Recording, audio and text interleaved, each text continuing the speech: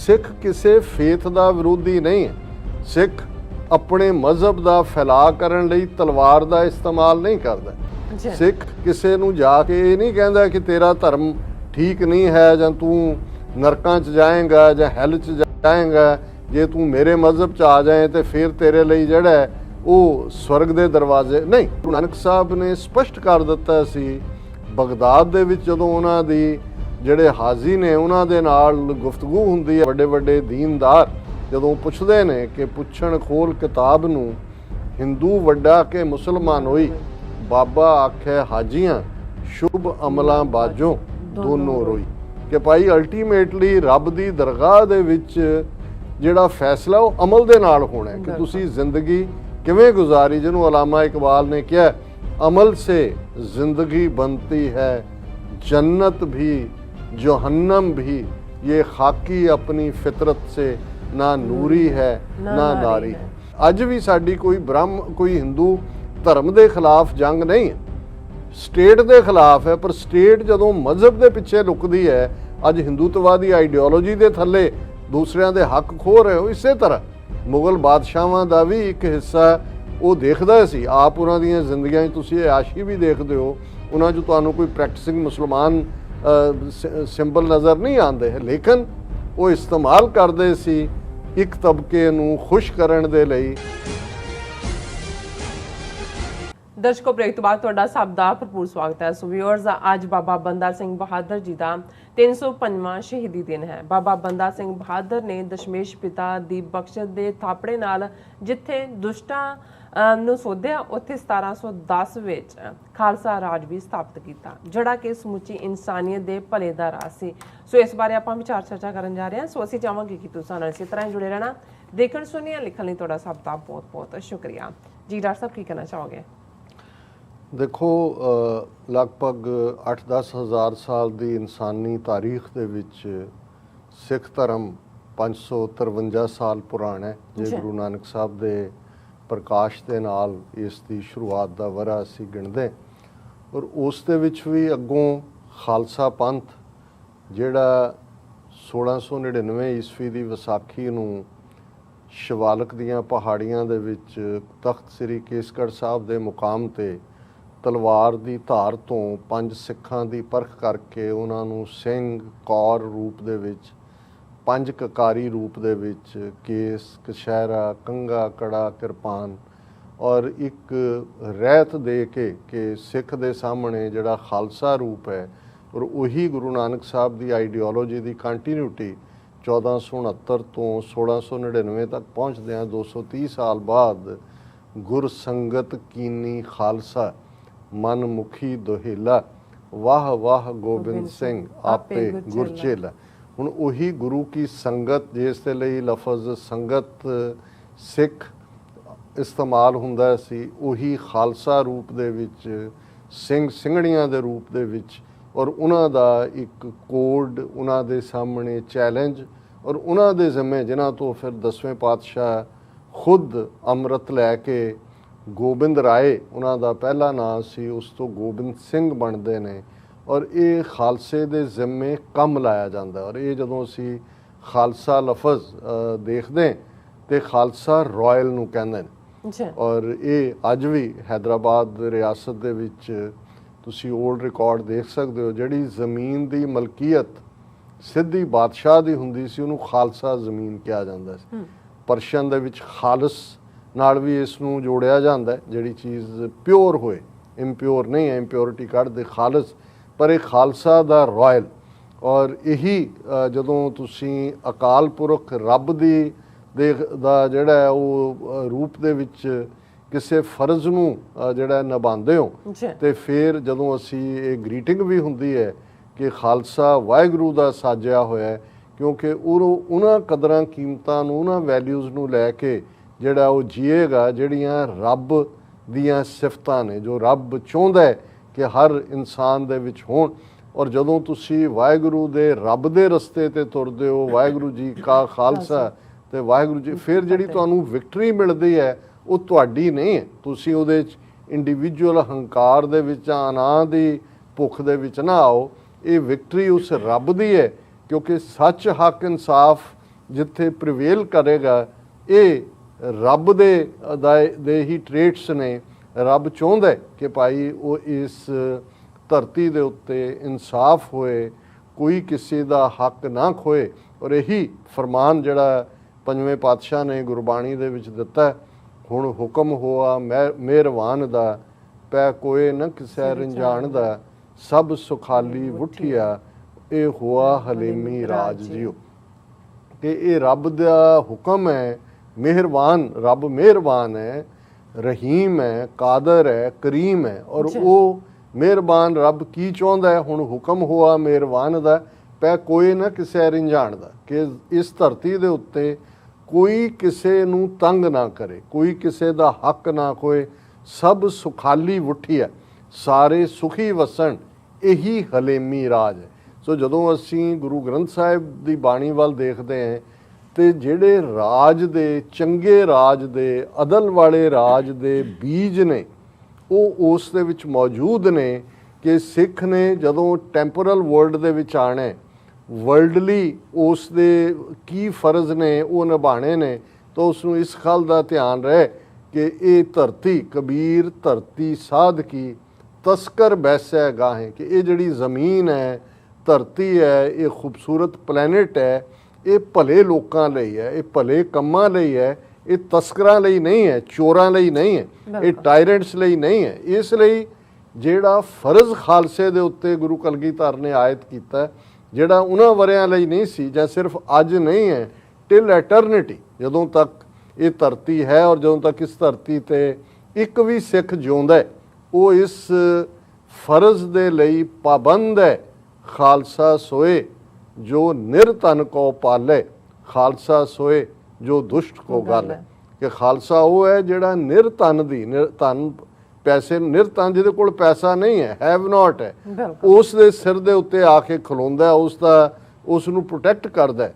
ਔਰ ਦੁਸ਼ਟ ਟਾਇਰੈਂਟ ਹੈ, ਜ਼ੁਲਮ ਕਰਨ ਵਾਲਾ ਹੈ, ਜਰਵਾਣਾ ਹੈ, ਜ਼ਾਬਰ ਹੈ, ਜ਼ਾਲਮ ਹੈ, ਉਸ ਨੂੰ ਵੰਗਾਰਨਾ, ਉਸ ਨੂੰ ਚੈਲੰਜ ਕਰਨਾ, ਉਸ ਦੇ ਖਿਲਾਫ ਲੜਨਾ। ਸੋ ਇਹ ਇਨਹੈਰੈਂਟ ਹੈ ਸਿੱਖ ਦੇ ਵਿੱਚ। ਸਿੱਖ ਕਿਸੇ ਫੇਥ ਦਾ ਵਿਰੋਧੀ ਨਹੀਂ ਹੈ। ਸਿੱਖ ਆਪਣੇ ਮਜ਼ਹਬ ਦਾ ਫੈਲਾਅ ਕਰਨ ਲਈ ਤਲਵਾਰ ਦਾ ਇਸਤੇਮਾਲ ਨਹੀਂ ਕਰਦਾ। ਸਿੱਖ ਕਿਸੇ ਨੂੰ ਜਾ ਕੇ ਇਹ ਨਹੀਂ ਕਹਿੰਦਾ ਕਿ ਤੇਰਾ ਧਰਮ ਠੀਕ ਨਹੀਂ ਹੈ, ਜਾਂ ਤੂੰ ਨਰਕਾਂ 'ਚ ਜਾਏਗਾ ਜਾਂ ਹੈਲ 'ਚ ਜਾਏਗਾ, ਜੇ ਤੂੰ ਮੇਰੇ ਮਜ਼ਹਬ 'ਚ ਆ ਜਾਏ ਤੇ ਫਿਰ ਤੇਰੇ ਲਈ ਜਿਹੜਾ ਹੈ ਉਹ ਸਵਰਗ ਦੇ ਦਰਵਾਜ਼ੇ ਨਹੀਂ। ਇਹ ਗੁਰੂ ਨਾਨਕ ਸਾਹਿਬ ਨੇ ਸਪਸ਼ਟ ਕਰ ਦਿੱਤਾ ਸੀ।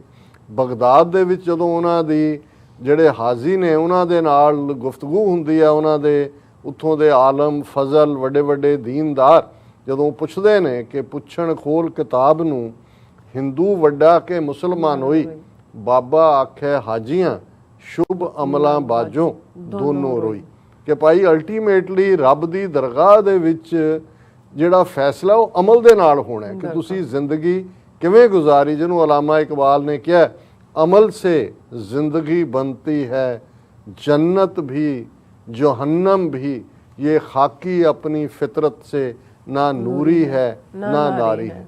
ਹੁਣ ਇਹ ਗੱਲ ਸਮਝਣੀ ਬੜੀ ਜ਼ਰੂਰੀ ਹੈ, ਕਿਉਂਕਿ ਜਦੋਂ ਅੱਜ ਅਸੀਂ ਬਾਬਾ ਬੰਦਾ ਸਿੰਘ ਬਹਾਦਰ ਦਾ 305ਵਾਂ ਸ਼ਹੀਦੀ ਦਿਨ ਉਸ ਨੂੰ ਯਾਦ ਕਰ ਰਹੇ ਹਾਂ। ਅੱਜ ਦੇ ਦਿਨ 9 ਜੂਨ 1716 ਨੂੰ ਦਿੱਲੀ ਦੇ ਵਿੱਚ ਹਮਾਯੂ ਦੇ ਮਕਬਰੇ ਦੇ ਕੋਲ ਬਾਬਾ ਬੰਦਾ ਸਿੰਘ ਬਹਾਦਰ ਨੂੰ ਉਹਨਾਂ ਦੇ ਲਗਭਗ 3.5 ਸਾਲ ਦੇ ਪੁੱਤਰ ਅਜੈ ਸਿੰਘ ਨੂੰ ਔਰ ਉਹਨਾਂ ਦੀ ਸਿੰਘਣੀ ਸੁਸ਼ੀਲ ਕੌਰ ਨੂੰ ਸ਼ਹੀਦ ਕੀਤਾ ਗਿਆ ਸੀ ਬੜੇ ਟਾਰਚਰਸ ਤਰੀਕੇ ਦੇ ਨਾਲ।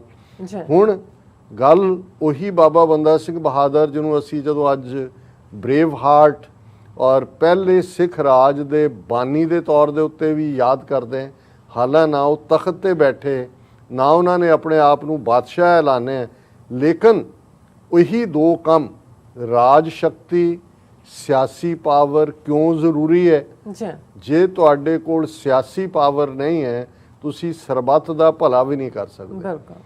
ਤੇ ਜੇ ਤੁਹਾਡੇ ਕੋਲ ਆਪਣੀ ਕਿਸਮਤ ਆਪ ਘੜਨ ਦਾ ਹੱਕ, ਜਿਹੜਾ ਜ਼ਾਹਰ ਹੈ ਅੱਜ ਰਾਈਟ ਆਫ ਸੈਲਫ ਡਿਟਰਮੀਨੇਸ਼ਨ ਲਫ਼ਜ਼ ਦੇ ਥੱਲੇ UN ਚਾਰਟਰ ਦੇ ਵਿੱਚ ਹੈ, ਤੁਹਾਡੀ ਕਿਸਮਤ ਘੜਨ ਦਾ ਹੱਕ ਕਿਸੇ ਹੋਰ ਕੋਲ ਹੈ, ਤੇ ਫਿਰ ਕੀ ਹਸ਼ਰ ਹੁੰਦਾ ਹੈ।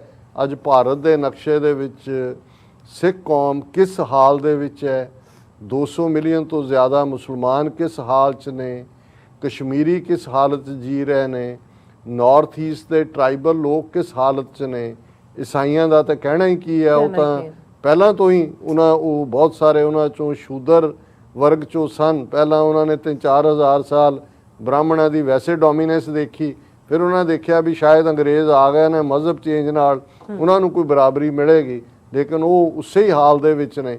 ਹੁਣ ਇਸ ਸਾਰੇ ਦੇ ਪਿਛੋਕੜ 'ਚ ਇਹ ਸਮਝਣਾ ਜ਼ਰੂਰੀ ਹੈ, ਬੇਸ਼ੱਕ ਗੁਰੂ ਨਾਨਕ ਸਾਹਿਬ ਨੇ ਕੋਈ ਪੋਲੀਟੀਕਲ ਪਾਵਰ ਜਾਂ ਕੋਈ ਪੋਲੀਟੀਕਲ ਟੈਰੀਟੋਰੀ ਐਸਟੈਬਲਿਸ਼ ਨਹੀਂ ਕੀਤੀ, ਲੇਕਿਨ ਇਹ ਆਪਣੇ ਉਪਦੇਸ਼ਾਂ ਦੇ ਵਿੱਚ, ਆਪਣੀ ਬਾਣੀ ਦੇ ਵਿੱਚ ਇਹ ਜਿਹੜੀ ਹੈ ਨਿਸ਼ਾਨਦੇਹੀ ਕਰ ਦਿੱਤੀ ਕਿ ਭਾਈ ਰਾਜ ਜਿਹੜਾ ਪੋਲੀਟੀਕਲ ਪਾਵਰ ਸੱਚ ਤੇ ਆਧਾਰਿਤ ਹੋਣੀ ਚਾਹੀਦੀ ਹੈ। ਨਾਨਕ ਰਾਜ ਚਲਾਇਆ ਸੱਚ ਕੋਟ ਸਤਾਣੀ ਨੀਮ ਦੇ, ਇਹ ਗੁਰੂ ਗ੍ਰੰਥ ਸਾਹਿਬ ਦੀ ਬਾਣੀ 'ਚ ਭਾਈ ਸੱਤਾ ਤੇ ਬਲਵੰਡਾ ਜਿਹੜੇ ਗੁਰੂ ਕੇ ਰਬਾਬੀ ਨੇ, ਜ਼ਾਹਰ ਹੈ ਮੁਸਲਮਾਨ ਨੇ, ਉਹਨਾਂ ਦਾ ਕਲਾਮ ਹੈ ਕਿ ਭਾਈ ਗੁਰੂ ਨਾਨਕ ਨੇ ਉਹ ਰਾਜ ਚਲਾਇਆ ਜਿਹਦਾ ਕਿਲਾ ਸੱਚ ਦਾ, ਸੱਚ ਕੋਟ ਸਤਾਣੀ ਨੀਮ ਦੇ, ਜਿਸ ਦੀ ਨੀਂਹ, ਜਿਹਦੀ ਫਾਊਂਡੇਸ਼ਨ ਜਿਹੜੀ ਆ ਉਹ ਬੜੀ ਪੁਖਤਾ ਹੈ, ਬੜੀ ਮਜ਼ਬੂਤ ਹੈ। ਹੁਣ ਉਹੀ ਗੁਰੂ ਨਾਨਕ ਜਰਵਾਣੇ ਨੂੰ ਵੰਗਾਰਨਾ ਵੀ ਸਿਖਾਉਂਦੇ ਨੇ, ਕਿਉਂਕਿ ਸੱਚ ਕੀ ਬਾਣੀ ਨਾਨਕ ਆਖੈ, ਸੱਚ ਸੁਣਾਏ ਸੀ ਸੱਚ ਕੀ ਬੇਲਾ, ਕਿ ਸੱਚ ਦੀ ਗੱਲ ਕਰਨੀ ਉਦੋਂ ਕਹਿਣੀ ਜਦੋਂ ਸੱਚ ਕਹਿਣ ਦਾ ਵੇਲਾ। ਔਰ ਜ਼ਾਹਰ ਹੈ ਕਿ ਪਹਿਲੀਆਂ 5 ਪਾਤਸ਼ਾਹੀਆਂ ਤੱਕ, ਬਾਬਰ ਤੋਂ ਜਹਾਂਗੀਰ ਤੱਕ, ਉਹਦੇ ਮੁੱਢਲੇ ਵਰਿਆਂ ਤੱਕ, ਜਾਂ ਬਾਬਰ ਤੋਂ ਅਕਬਰ ਤੱਕ, ਬਾਬਰ, ਹਮਾਯੂੰ, ਅਕਬਰ, ਲਗਭਗ 100 ਸਾਲ ਜਿਹੜੇ ਰਿਸ਼ਤੇ ਨੇ ਸਿੱਖ ਮਜ਼ਹਬ ਦੇ ਔਰ ਦਿੱਲੀ ਦਰਬਾਰ ਦੇ, ਉਹ ਸੁਖੈਣ ਨੇ। ਚੈਲੰਜ ਬਾਬਰ ਨੂੰ ਕਰ ਦਿੱਤਾ, ਲੇਕਿਨ ਉਸ ਤੋਂ ਬਾਅਦ ਜਿਹੜਾ ਕੋਈ ਉਸ ਕਿਸਮ ਦਾ ਟਕਰਾਅ ਨਹੀਂ ਅਸੀਂ ਦੇਖਦੇ। ਫਿਰ ਜਹਾਂਗੀਰ ਦੇ ਆਉਣ ਤੋਂ ਬਾਅਦ ਜਦੋਂ ਗੁਰੂ ਅਰਜਨ ਸਾਹਿਬ ਦੀ ਸ਼ਹਾਦਤ ਹੁੰਦੀ ਹੈ, ਔਰ ਉਹਦਾ ਜ਼ਿਕਰ ਅਸੀਂ ਕਰਾਂਗੇ ਕਿਉਂਕਿ 16 ਜੂਨ ਨੂੰ ਗੁਰੂ ਅਰਜਨ ਸਾਹਿਬ ਦਾ ਸ਼ਹੀਦੀ ਦਿਨ ਹੋਏਗਾ, ਕਿ ਉਹਦੇ ਕੀ ਮੁੱਢਲੇ ਰੀਜ਼ਨ ਬਣੇ।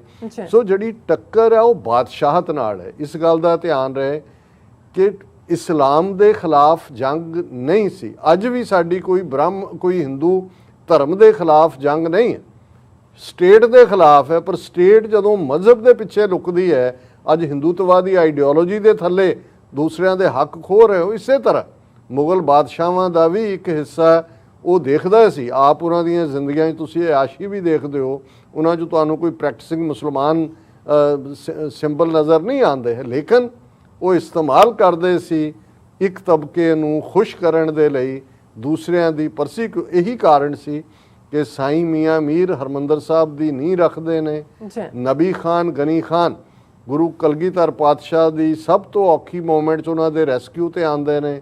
ਸਡੌਰੇ ਦੇ ਪੀਰ ਬਾਬਾ ਬੁੱਧੂ ਸ਼ਾਹ, ਉਹਨਾਂ ਦੀ ਘਰਵਾੜੀ ਨਸੀਰਾਂ ਔਰ ਉਹਨਾਂ ਦੇ ਮੁਰੀਦ ਕਿਵੇਂ ਗੁਰੂ ਸਾਹਿਬ ਦੇ ਨਾਲ ਖਲੋਂਦੇ ਨੇ ਆ ਕੇ। ਪਹਿਲੀ ਜਿਹੜੀ ਜੰਗ ਹੈ ਭੰਗਾਣੀ ਦੀ, ਉਸ ਦੇ ਵਿੱਚ ਹੁਣ ਇਸ ਪਿਛੋਕੜ ਦੇ ਵਿੱਚ ਜਿਹੜੀ ਲੜਾਈ ਹੈ, ਜਦੋਂ ਤੱਕ ਪੀਰੀਅਡ ਔਰੰਗਜ਼ੇਬ ਦਾ ਆਉਂਦਾ ਹੈ, ਜ਼ਾਹਰ ਹੈ ਗੁਰੂ ਤੇਗ ਬਹਾਦਰ ਸਾਹਿਬ 9ਵੇਂ ਪਾਤਸ਼ਾਹ ਦੀ ਸ਼ਹਾਦਤ ਹੁੰਦੀ ਹੈ ਚਾਂਦਨੀ ਚੌਂਕ ਦਿੱਲੀ, ਔਰ ਫਿਰ 10ਵੇਂ ਪਾਤਸ਼ਾਹ ਜਿਨ੍ਹਾਂ ਨੇ ਖਾਲਸਾ ਪੰਥ ਦੀ ਸਾਜਨਾ ਕੀਤੀ। ਇਸ ਸੱਚ ਹੱਕ ਇਨਸਾਫ ਦੀ ਜੰਗ ਦੇ ਵਿੱਚ ਕਿਵੇਂ ਉਹਨਾਂ ਦੇ ਚਾਰੋਂ ਸਾਹਿਬਜ਼ਾਦੇ, ਉਹਨਾਂ ਦੀ ਮਾਤਾ ਗੁਜਰੀ ਔਰ ਹਜ਼ਾਰਾਂ ਸਿੱਖ ਸ਼ਹੀਦ ਹੁੰਦੇ ਨੇ। 10ਵੇਂ ਪਾਤਸ਼ਾਹ ਪੰਜਾਬ ਤੋਂ ਦੱਖਣ ਵੱਲ ਜਾਂਦੇ ਨੇ। ਇੱਧਰ ਜ਼ੁਲਮ ਦੀ ਅਖੀਰ ਹੋ ਚੁੱਕੀ ਹੈ, ਸੂਬਾ ਸਰਹੰਦ ਹੋਏ, ਲਾਹੌਰ ਦਾ ਸੂਬੇਦਾਰ ਹੋਏ, ਜਿਹੜੇ ਜ਼ਾਹਰ ਹੈ ਦਿੱਲੀ ਦਰਬਾਰ ਹੀ ਥਾਪਦਾ ਸੀ। ਫਿਰ ਬਾਬਾ ਬੰਦਾ ਸਿੰਘ ਬਹਾਦਰ, ਜਿਨ੍ਹਾਂ ਨੂੰ ਅਸੀਂ ਅੱਜ ਯਾਦ ਕਰ ਰਹੇ ਹਾਂ, ਉਹਨਾਂ ਨੂੰ ਜਿਹੜਾ ਇੱਕ ਵੈਰਾਗੀ ਫਕੀਰ ਦੇ ਰੂਪ ਦੇ ਵਿੱਚ ਗੋਦਾਵਰੀ ਦੇ ਕੰਢੇ, ਜਿੱਥੇ ਅੱਜ ਤਖਤ ਸ੍ਰੀ ਹਜ਼ੂਰ ਸਾਹਿਬ ਸੁਭਾਇਮਾਨ ਹੈ, ਉਸ ਗੋਦਾਵਰੀ ਦੇ ਕੰਢੇ ਬੈਠਾ ਦੁਨੀਆ ਤੋਂ ਦੌੜ ਕੇ ਇੱਕ ਰਾਜਪੂਤ ਨੌਜਵਾਨ ਲੜਕਾ, ਜਿਹੜਾ ਕਦੇ ਜੰਮੂ ਕਸ਼ਮੀਰ ਦਾ ਰਹਿਣ ਵਾਲਾ ਸ਼ਿਕਾਰੀ, ਜਿਹਦੇ ਤੀਰ ਨਾਲ ਇੱਕ ਹਿਰਨੀ ਦਾ ਸ਼ਿਕਾਰ ਹੁੰਦਾ ਔਰ ਉਹ ਪ੍ਰੈਗਨੈਂਟ ਹੈ, ਉਹਦਾ ਬੱਚਾ ਵੀ ਬਾਹਰ ਮਰ ਜਾਂਦਾ ਤੜਫ ਤੜਫ ਕੇ, ਉਹ ਵੀ ਤੀਰ ਕਮਾਨ ਸੁੱਟਦਾ ਹੈ, ਫਕੀਰ ਹੋ ਜਾਂਦਾ। ਹੁਣ ਉਹਨੂੰ ਜਾ ਕੇ 10ਵੇਂ ਪਾਤਸ਼ਾਹ ਜਿਹੜੇ ਨੇ ਉਸ ਗਫਲਤ 'ਚੋਂ ਜਗਾਉਂਦੇ ਨੇ। ਉਹ ਗੁਰੂ ਦੇ ਹਜ਼ੂਰ ਆਪਣਾ ਸਿਰ ਰੱਖਦਾ ਤੇ ਗੁਰੂ ਸਾਹਿਬ ਕਹਿੰਦੇ ਨੇ, ਤੂੰ ਕੌਣ ਹੈ, ਕੀ ਕਰ ਕੀ ਰਿਹਾ ਹੈ, ਜ਼ਿੰਦਗੀ ਦਾ ਮਕਸਦ ਕੀ ਹੈ? ਉਹ ਕਹਿੰਦਾ ਜੀ ਤੁਹਾਡਾ ਬੰਦਾ ਹੈ। ਤੇ ਗੁਰੂ ਸਾਹਿਬ ਨੇ ਕਿਹਾ ਜੇ ਬੰਦਾ ਹੈ ਤੇ ਬੰਦਿਆਂ ਵਾਲੇ ਕੰਮ ਕਰ, ਜ਼ੁਲਮ ਦੇ ਖਿਲਾਫ ਖਲੋ। ਉਹਨੂੰ ਅੰਮ੍ਰਿਤ ਛਕਾ ਕੇ ਗੁਰਬਖਸ਼ ਸਿੰਘ ਬਣਾਉਂਦੇ ਨੇ, ਪਰ ਉਹਦਾ ਨਾਂ ਬੰਦਾ ਸਿੰਘ ਰਹਿੰਦਾ ਹੈ ਕਿਉਂਕਿ ਪਹਿਲਾ ਉਹ ਲਫ਼ਜ਼ ਕਿ ਤੁਹਾਡਾ ਬੰਦਾ ਹੈ।